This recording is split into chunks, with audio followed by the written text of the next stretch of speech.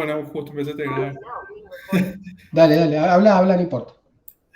No, que hace 10 minutos antes de entrar me estaba leyendo, me empezó a agarrar sueño y me puse así en el escritorio y me dormí. Bueno, Recién me desperté, por eso entré 5 minutos tarde.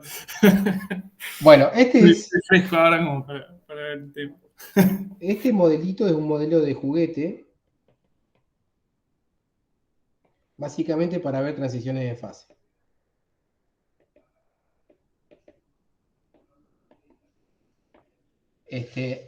Y sirve también como modelo para varias situaciones más. Eso lo podemos hablar después si queda un poquitito de tiempo. Otras situaciones que tienen que ver con percolación, este, eh, mezcla, mezcla de gases. ¿Está bien? Bueno, pero no importa, eso lo dejamos de costado, explicamos un poquitito el modelo en qué consiste. El modelo consiste en tener un sistema de espines,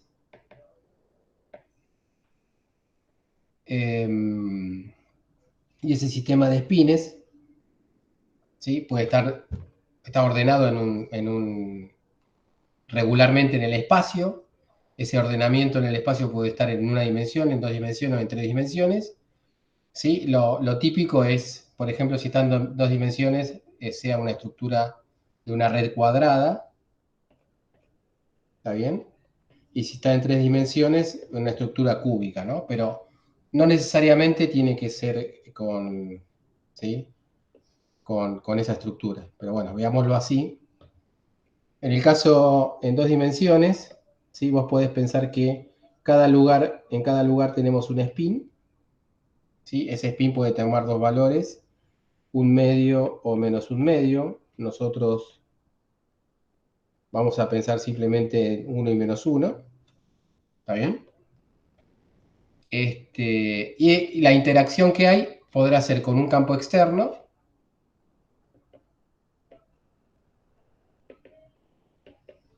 con un campo externo. Y lo más importante es que, o sea, por primera vez vamos a tratar un sistema en donde las partículas interactúan entre ellas. Viste que siempre las partículas no interactuaban entre ellas, ¿sí? Eran independientes. Ahora dejan de ser independientes. Entonces, eso complica un montón el tratamiento, por eso se usa este modelito de juguete para ver, digamos, de primera mano cómo es una transición de fase. Sí. Entonces, a interacción a primeros vecinos. En dos dimensiones, los primeros vecinos, por ejemplo, si vos tenés un sigma sub i acá, ¿está bien? El valor de sigma sub i puede valer 1 menos 1, o si querés hablar más técnicamente, un medio menos un medio, ¿está bien? Pero vamos a suponer que es 1 menos 1. Esto va a estar interactuando con, acá tendríamos que poner quizás con lo que convenga poner es sigma ij, ¿está bien? Porque el lugar en la red va a estar caracterizado por dos números enteros, que va a ser el ij, y la interacción se va a dar de esta manera. O sea, acá vamos a poner,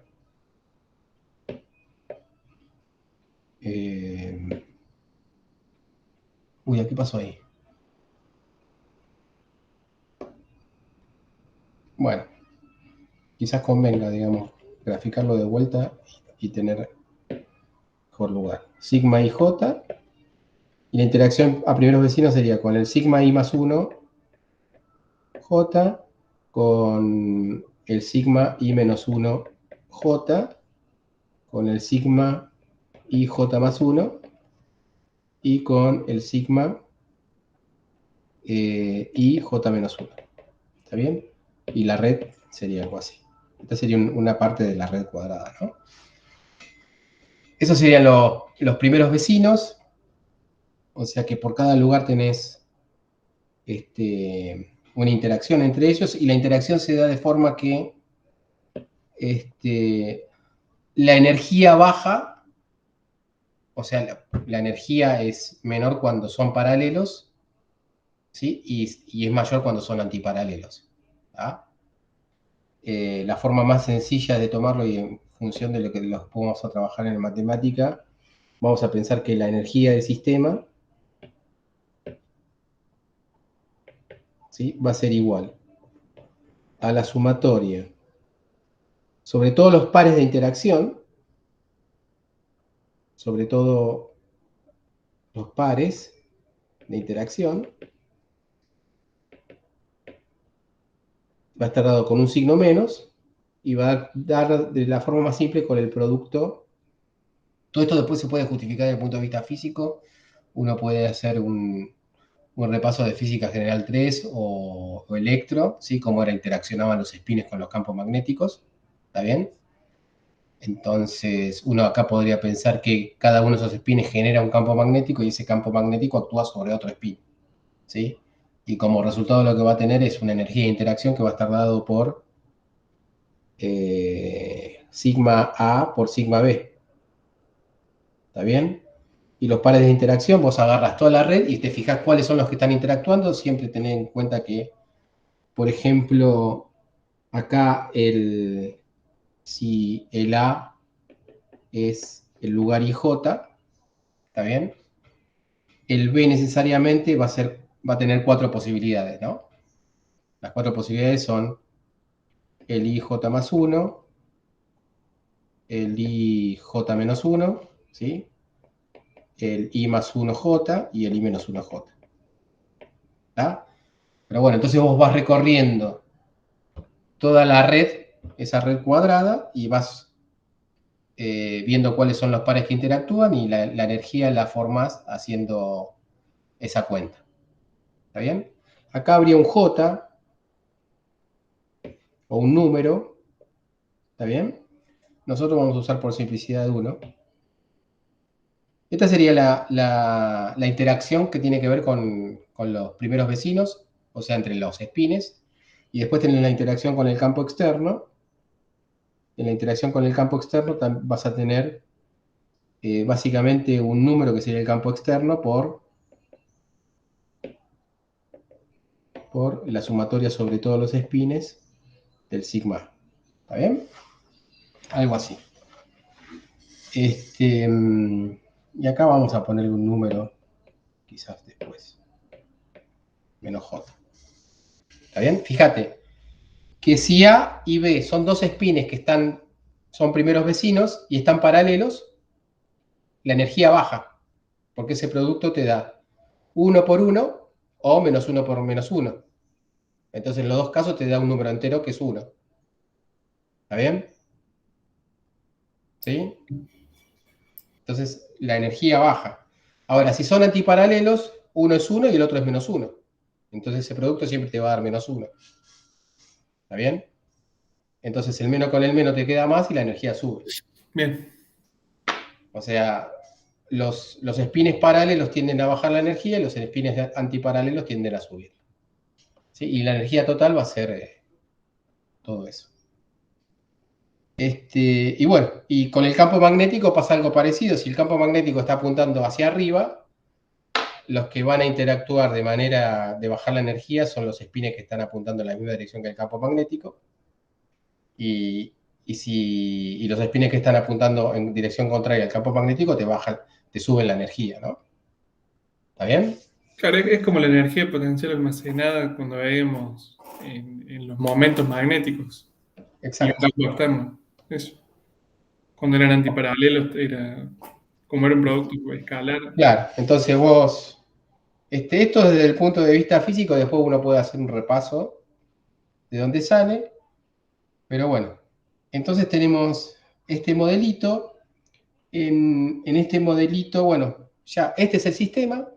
Los sistemas que veníamos tratando hasta ahora eran sistemas en donde uno podía usar el truco que la energía era la suma de las energías individuales, ¿sí? Y entonces eso factorizaba la exponencial y el factor de Boltzmann era fácilmente manejable y uno construía una función partición y ahí sacaba las propiedades. ¿Está bien? Ahora, este término que aparece acá, ¿sí?, no te permite hacer eso. ¿Está bien? Este término de interacción impide factorizar y obtener de manera un poco limpia, me parece que casi en ningún caso se obtiene la función partición, ¿no?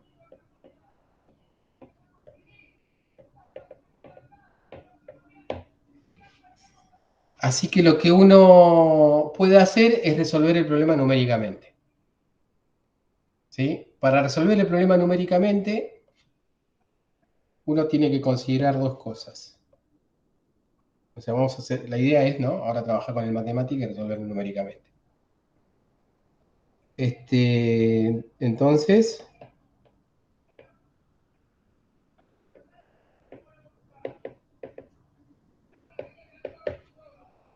primero lo que vamos a hacer es trabajar con sistemas periódicos.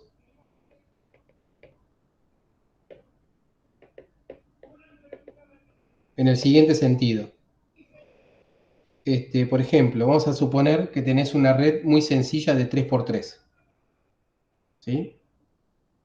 Ahí me fui al carajo con la sencillez, pero bueno, para que se entienda. ¿Sí? ¿Cómo haces una red de 3x3 en 2 dimensiones, estamos hablando? Periódica. Lo que haces es, vamos a suponer, para poner, no poner los spin, bueno, sí, pongamos un spin para arriba, ¿sí? Un spin para arriba, un spin para abajo, un spin para arriba, para abajo, para arriba, para abajo y para abajo. Ponle que tengas esa situación y vos quieras calcular la energía en ese caso. Si vos querés calcular la energía, está claro que el del centro, el spin del centro, tiene los 4 vecinos bien definidos. ¿Está bien? ¿Ok? Sí. Ujú. Porque tiene. Los otros no tienen los 4 vecinos. Entonces, cuando nosotros decimos que el sistema es periódico, lo que queremos decir es que el vecino a la izquierda de ¿sí? O sea, suponete que estamos trabajando con este spin rojo. ¿Está bien? Los vecinos de estos van a ser claramente este, te vas por el otro lado, va a ser ¿sí? O sea, este que está acá, lo pones ahí, ¿sí? Claro. Y ahí es donde está la periodicidad. Y este que está acá, lo pones acá abajo, ¿sí? Y ahí es donde está la otra periodicidad. Tenés una periodicidad en la dirección horizontal y otra periodicidad en la dirección vertical. ¿Está bien? Y así te construís. Con una matriz de 3x3, te construís una red infinita. ¿Ok? La idea es que no sea 3x3, sea mucho más grande para que esos efectos de borde sean menos pronunciados. ¿Está bien? Pero eso sería un sistema periódico. Ahí entonces te muestro en verde para que tengas claro cuáles serían, ¿sí? Los 4 vecinos del rojo. ¿Se entiende? ¿Sí? O sea, si la luz se extendiera más, aparecerían esos espines al lado.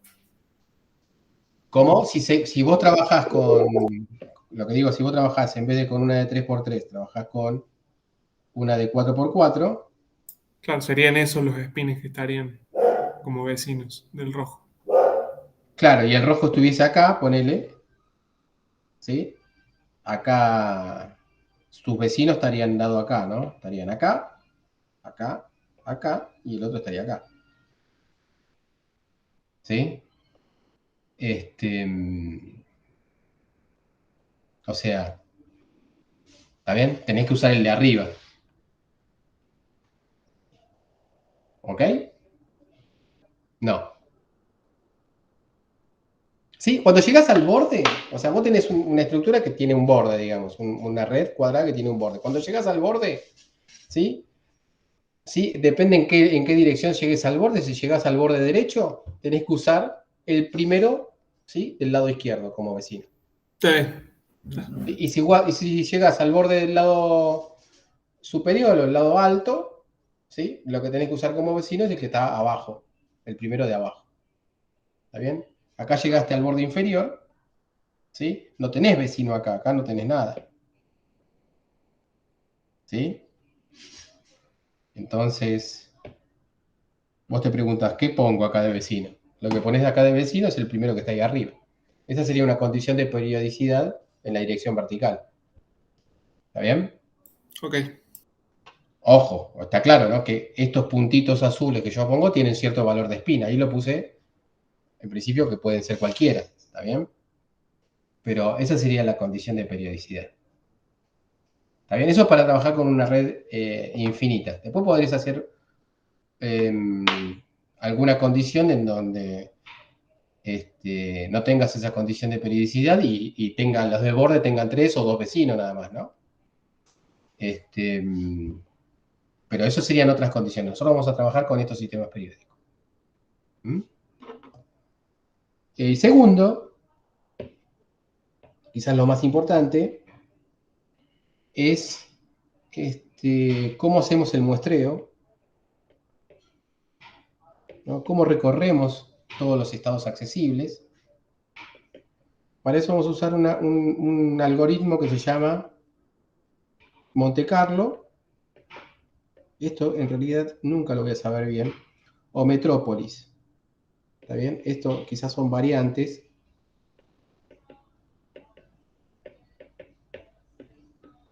¿Sí? Y consiste en hacer lo siguiente. Vos elegís al azar un sistema, o sea, te armás la matriz y con un generador de número aleatorio te armás los spins de forma aleatoria. ¿Ok? Tenés un sistema en un estado inicial, ¿no?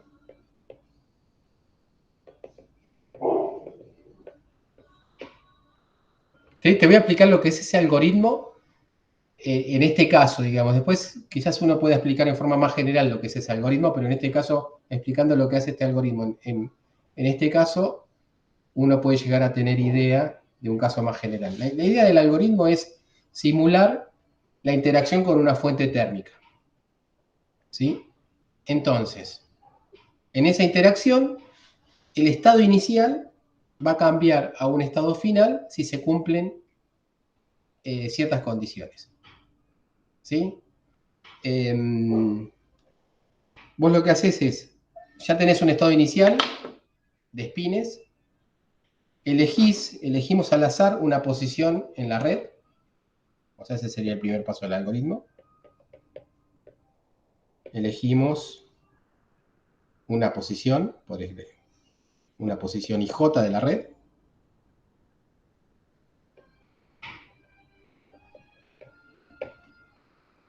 ¿Está bien? Primero lo que podemos hacer es, en vez de hacer eso, vamos a ponerlo como paso 2. El primer paso es, calculamos la energía de la red. Calculamos la energía de la red, porque ya tenemos todos los spins, ¿no? O sea, vos podés calcular la energía porque tenés todos los spins qué valores tienen y tenés tu fórmula para la energía. La aplicás y calculás la energía. ¿Está bien? A esa energía la llamamos energía inicial. Y encima ese I es otro I, ¿no? Vamos a poner inicial. Después elegís un lugar de esa red. Acordate que esa red es finita, es una matriz de n por n, ¿no? En el caso más simple que vimos era de 3×3. Elegís Sí. al azar eso. Y lo que haces es, das vuelta al spin en ese lugar. ¿Está bien? Das vuelta, doy vuelta.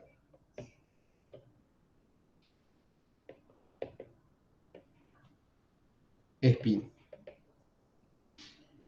¿Sí? En ese lugar. En lugar IJ. ¿Ok? Y lo que vas a hacer es calcular la energía final.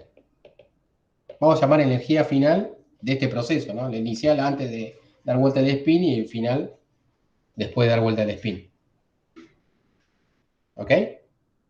Y ahora la idea es ver si este sistema final, ¿sí? Desde el punto de vista del de lo que es el factor de Boltzmann es más probable o menos probable que el sistema inicial.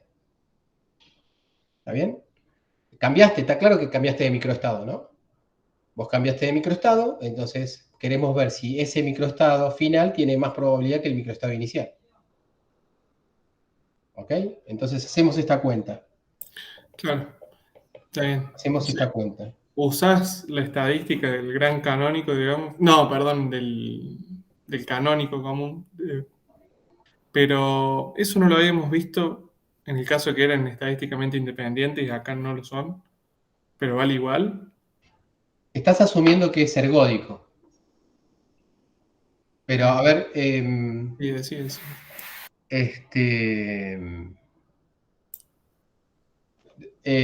¿cómo estadísticamente independiente? O sea, vos decís porque... hay No, interacciones entre los sí, espinos. hay interacción. Una cosa es que haya interacción, ¿sí? Y otra cosa es que, o sea, si hay interacción, lo que estás diciendo es que las partículas no son independientes. Una cosa es, partículas independientes, otra cosa es que sean estadísticamente independientes. ¿Está bien? ¿Se entiende? Sí, No. O sea, pensá en el canónico, no, en el microcanónico, quizás ahí la imagen es más fácil. En el microcanónico, cada microestado es igualmente probable. ¿Está bien? Y eso es independiente, o sea, esa igualmente probable es a lo que vos te referís como estadísticamente independiente. ¿Está bien? ¿No? Imagino que es eso a lo que te referís. ujú, ¿No? Como cada microestado en el microcanónico es estadísticamente independiente, digamos. ¿Sí? Tienen el mismo peso estadístico cada uno. A eso te referís con estadísticamente independiente, me imagino. ¿Sí? En el microcanónico. claro, es verdad, en el otro no. ¿Sí? En el microcanónico. Bueno, pero y otra cosa es que en ese microcanónico vos trates un sistema con interacción. ¿Sí? Si vos tratás con en un sistema con interacción, ¿sí? Ahí las partículas no son independientes. El resultado de que no sean independientes es que el espectro va a ser muchísimo más complicado. Pero va a seguir teniendo un espectro.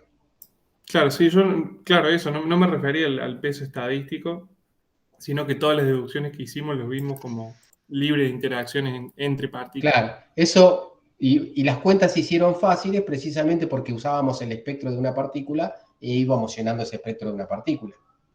¿Está bien? Sí. Ahora, en estos casos no tenés un espectro de una partícula debido a la interacción. No es que estás llenando un espectro de una partícula debido a una interacción. Ahora, como tenés una interacción, esos espectros de una partícula no te sirven más para formarte los estados del sistema de n partículas. ¿Está bien? Ese sería el lío de tratar estos sistemas. Claro, está bien. Por eso uno recurre, por ejemplo, a un modelo como este de juguete y hace esto. ¿Mm? Entonces, y en este caso los microestados siguen siendo, digamos, o sea, tienen una descripción más o menos sencilla. El microestado consiste en definir cuánto vale cada uno de cómo son cada uno de los espines en cada uno de los lugares que hay, ¿no? Eso sería un microestado. Ahora, volviendo al canónico, ¿sí? El peso estadístico no es equiprobable como en el microcanónico, sino que el peso estadístico te lo da el factor de Boltzmann. ¿Está bien? Entonces, esa simulación de interacción con la fuente térmica uno la trata de esta manera. Calculamos E a la menos beta, bueno, estamos trabajando a cierta temperatura, ¿sí? Entonces vos esta cuenta la puedes hacer. E a la menos beta E final sobre E a la menos beta E inicial. ¿Está bien? Y vos te haces una pregunta sobre esa cuenta. Si esa cuenta es mayor a 1, o sea que el peso estadístico de ese estado en donde vos cambiaste el spin, ¿sí? Diste vuelta al spin, tiene más probabilidad, o sea, tiene un peso estadístico mayor que el inicial, entonces el sistema, o sea, entonces mi sistema,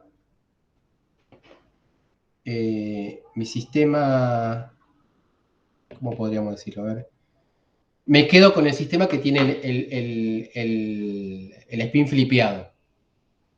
El spin de igual. ¿No? Acá podría ser así. Me quedo, lo selecciono, descarto el anterior, ¿sí? Y me quedo con ese en que invertí el spin, porque desde el punto de vista probabilístico es más favorable, digamos. ¿Sí? Está bien. Sí, sí.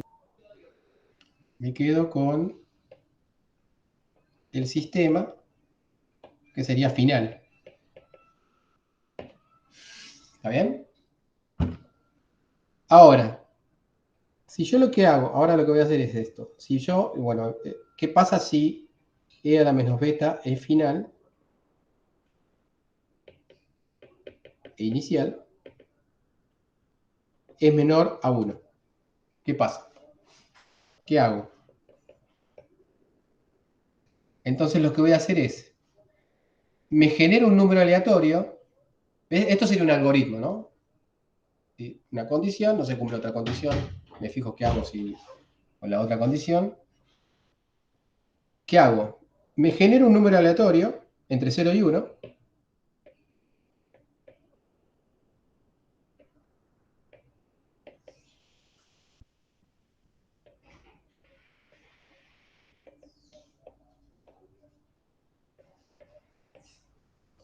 Y me voy a hacer la siguiente pregunta. Vamos a llamar a ese número aleatorio entre 0 y 1, que se llama un número, vamos a llamarlo RND, de random, ¿no? Entonces me hago la pregunta siguiente. E a la menos beta E final sobre E a la menos beta E inicial es mayor a RND, ¿está bien? Lo que hago es, me quedo con el sistema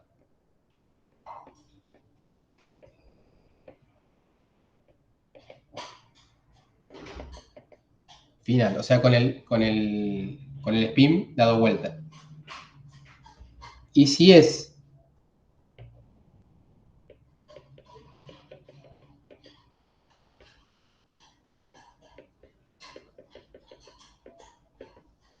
menor, esto no lo vamos a programar, esto ya está todo programado. Después cuando vayamos, lo único que sería interesante es entender bien para después hacer algunos cambios y jugar un poquitito, ¿no? Si es menor, me quedo con el inicial.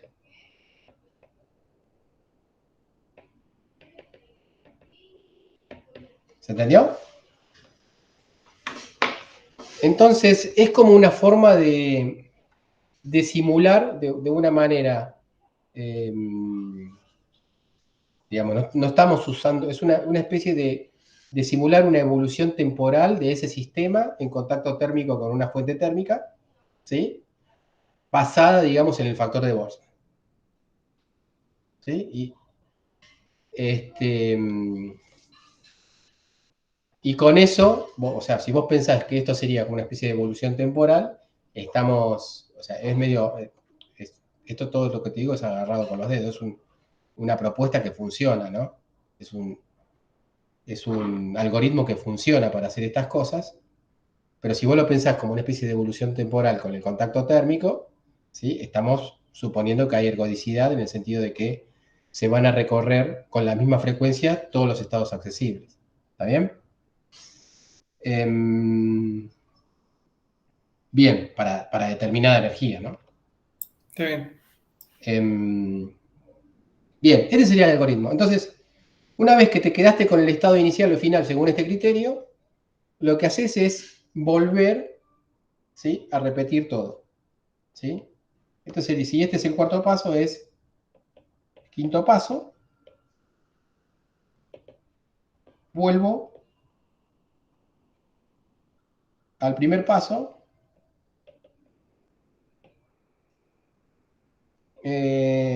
Si, digamos, hay un contador para hacer este proceso y vos lo proponés de entrada, y ese contador, digamos, tiene que ser suficientemente grande como para que el sistema vaya a un equilibrio. ¿Se entiende? O sea, vos lo que estás acá es simulando un sistema que en principio estaría fuera del equilibrio y vos usás este algoritmo para que vaya al equilibrio. ¿Mm? Vuelve, si el contador todavía no alcanzó su máximo, digamos, por decirlo de alguna forma. ¿Está bien? Y bueno, una vez que alcanzó el máximo, vos tenés, digamos, la posibilidad de trabajar con ese estado después de haber aplicado ese algoritmo de Monte Carlo muchas veces. ¿Está bien? Y si si ese máximo es suficientemente grande, podríamos decir de que tu sistema está en un estado de equilibrio y podés usar ese estado final como uno de los posibles estados de equilibrio. ¿Está bien? Acordate que el estado de equilibrio no es uno solo, son una infinidad de estados, ¿está bien? Que obedecen, digamos, O sea, el contador ese que sería la entropía no, máximo. no, no, es un contador, o sea, vos decís, repitamos este proceso 100 veces, ¿sí? Ese máximo sería igual a 100, ¿no? Ah, ok. Pero, ¿Cómo te das cuenta? O sea, la idea es, bueno, yo me llego a eso y este, yo llego a 100 y después yo lo que podría ver es cómo es que varía, o sea, si hay una convergencia de la energía del sistema, ¿sí? O no. Vos sabés que si vos tenés un número suficiente de spines, ¿está bien? Si tu sistema es medianamente grande, vos vas a tener una convergencia, una energía, porque va a haber poca fluctuación. ¿Está bien? Entonces, ese sería el criterio principal para darte cuenta de si estás, digamos, en un estado de equilibrio o no. ¿Se entiende? está bien, sí. Es más, si vos ya llegaste a un estado de equilibrio, vos podés seguir corriendo con el contador y cada uno de esos estados, cuando vos ya estás en el equilibrio, podés tomarlo como representante de estado en equilibrio, ¿no? ¿Ok? Sí, sí, sí. Pero está claro que si varía mucho la energía y tu sistema es grande, ahí tenés un movimiento de fuera del equilibrio al equilibrio, ¿no? Tenés una transición. Y si no Em, que varía mucho, ¿qué haces? Pones el contador en un número más grande para exacto, el equilibrio. Está. exacto. ¿Sí? O podés también probar un poquitito jugar con un sistema más grande, ¿sí? En vez de una matriz de 3x3, una matriz de 50x50, ¿está? Si estás en 3 dimensiones, de 50x50x50, ¿ok? Bueno, listo. Entonces, la idea es, una vez que uno tiene más o menos calibrado cuáles son los números necesarios para llegar al equilibrio, si querés con un sistema con una cantidad de espines determinado, tendrás más fluctuación, pero una vez que vos manejás, te das cuenta de que la fluctuación tiene sentido en el sentido de que estás trabajando con un sistema pequeño quizás. Lo que haces es empezar a ver qué pasa a diferentes temperaturas. ¿Ok? Entonces, vas viendo, vamos a jugar qué pasa a diferentes temperaturas con lo que es, bueno, esto ya estaría explicado, digamos, lo que sería el algoritmo para obtener, digamos, la simulación numérica. Entonces, una vez que vos más o menos jugaste y con una temperatura fija, lo que se hace es, variamos la temperatura,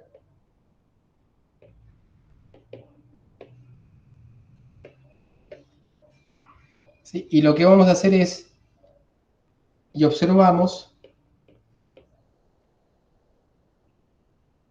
lo que va a ser nuestro parámetro de orden. Ahora vamos a explicar lo que es un parámetro de orden.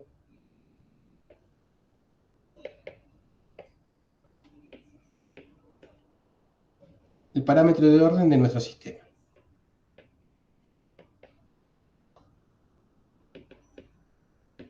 ¿Está bien? El parámetro de orden es un parámetro que deberá tener que ver con cada sistema particular que me indica a mí si ese sistema está ordenado o no. ¿Mm? Y en este sistema de espines, ese parámetro de orden podría ser la magnetización. ¿Ok? Si vos tenés una magnetización, ponele que vos tengas un sistema de 3x3, ¿está bien? La magnetización máxima que va a tener ese sistema es 9, ¿no? Porque son todos para arriba, todos los espines para arriba van a ser 9, y la magnetización mínima va a ser menos 9. ¿Ok? O sea, del 9 podría ir de la magnetización del 9 a menos 9, ¿no? La magnetización.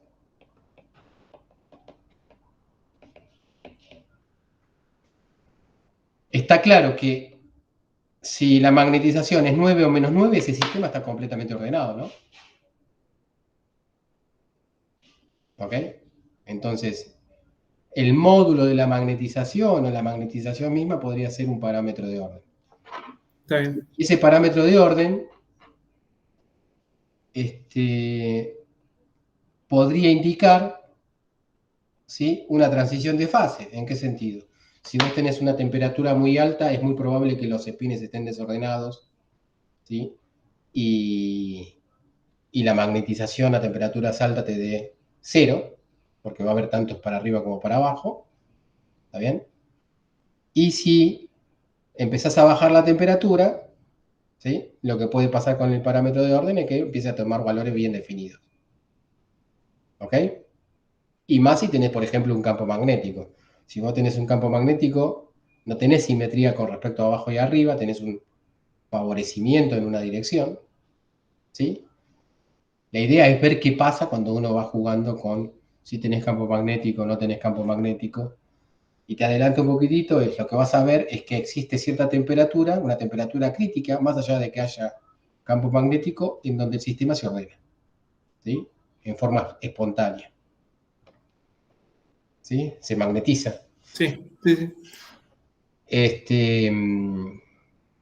A eso se le llama, ¿cómo es que se llama? Ruptura de simetría espontánea, ¿sí? Y tiene que ver con una transición de fase de una cosa que es, ponerle que penses en un gas, a otra cosa que es un líquido, ¿está bien? Por decirlo de alguna manera, ¿está? Esa transición de fase es algo desordenado, algo ordenado, y se obtiene, por lo menos el sistema que tiene más de una dimensión, a una temperatura determinada, que es una temperatura que se llama temperatura crítica. Y se llama ruptura de simetría espontánea, ¿por qué? Porque vos tenías una simetría, ponele, no hay campo magnético, no hay ninguna dirección preferencial arriba o abajo. ¿Se entiende? O sea, no tenés nada ¿sí?, que te indique que arriba es mejor que abajo. Si vos tenés un campo magnético externo, sí, porque ahí rompiste la simetría de entrada. Pero si vos no tenés un campo magnético, ¿sí?, abajo de esa temperatura crítica el sistema se ordena hacia arriba o hacia abajo, pero se ordena de alguna manera, ¿sí? Por eso se llama ruptura de simetría. ¿Está bien? La idea es ver esto aplicando, en un sistemita, aplicando Monte Carlo. ¿Ok? Corto la grabación para que te quede esto grabado por las dudas, viste, si estabas caput.